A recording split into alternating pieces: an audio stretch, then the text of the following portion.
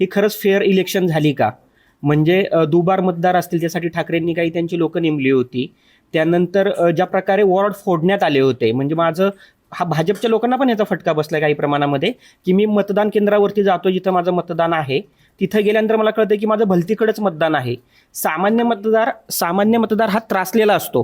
तो गेला तिथं नाही म्हणून तो लगेच दुसरीकडे जाऊन मतदान करेलच, असं होत नाही. त्यामुळं ज्या प्रकारे आपल्या मतदारांना बाहेर काढायचं होतं तसं भाजपनी ते काढलं. त्यांना माहिती होतं. तुम्ही जर पाहिलं तर त्यांच्या वॉर्डमध्ये सुरुवातीला वोटिंग कमी होतं, पण त्यांनी बरोबर ते हेरून त्या लोकांना बाहेर काढून ते मतदान घडवून आणलं.